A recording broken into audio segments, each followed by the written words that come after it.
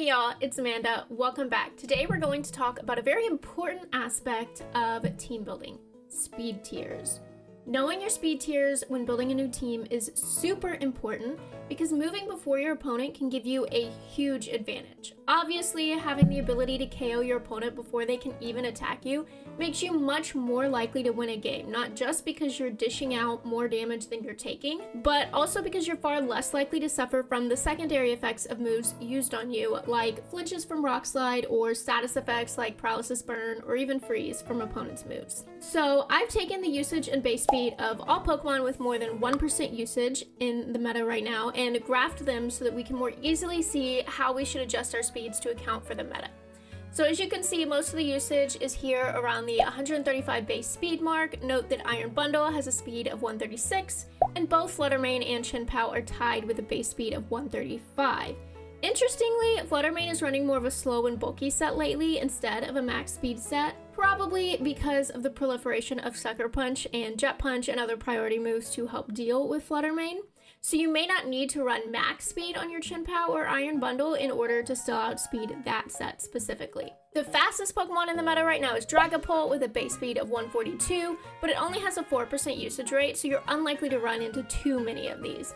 Keep in mind that because there's quite a gap between Iron Bundle at 136 base speed and Dragapult at 142 base speed, you do not need to run extra max speed on Dragapult to be the fastest Pokemon on the field, and you can invest those extra EVs into a bit of bulk instead. Keep in mind though that Iron Bundle does often run the booster energy item, so when you're doing speed calcs, if you want to outspeed that set, you'll need to multiply your Iron Bundle speed by 1.5. See also that there are quite a few Pokemon clustered on around the 111 mark as well, with Jumpluff at 110, Screamtail and Mousehold at 111, and Roaring Moon at 112. If you're looking to outspeed Mons with a base speed barely below your Mon, you'll need to run max speed to ensure that.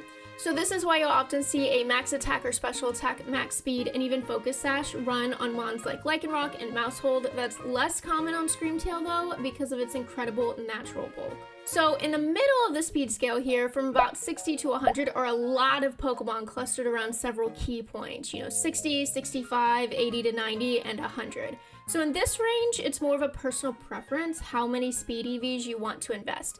If your playstyle prefers more bulky, balanced gameplay with a lot of switching, you might sacrifice some speed EVs knowing that you may not outspeed Mons with even lower base speeds for some much needed bulk against much faster threats like Fluttermane or Chien-Pao, which you would never outspeed. And then of course, at the very bottom of the speed scale here are the Trick Room Mons. So there you have Pokemon like Torkoal, which is 20 base speed, Hatterene, which is 29, Amoonguss, which is 30, and Bronzong, which is 33.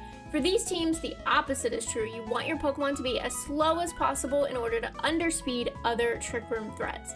But you don't always have to grind for a 0 speed IV Pokemon. For example, Torkoal could have a few speed IVs and still underspeed other major Trick Room threats like Hatterene and Amoonguss. So make sure that you're doing those speed calcs to determine if you really need to waste time grinding for a perfect 0 speed IV on those Pokemon. So just keep in mind that you're never team building in a vacuum. You want to compare the speeds of the Pokemon on your team with other common Pokemon and then decide if it's worth it to your team archetype to invest the EVs to outspeed them or save those EVs to invest into bulk instead. So don't forget to comment down below and let me know your thoughts on speed tiers, and as always, make sure to like this video and subscribe to the channel to see more like it. I'll see y'all later. Bye!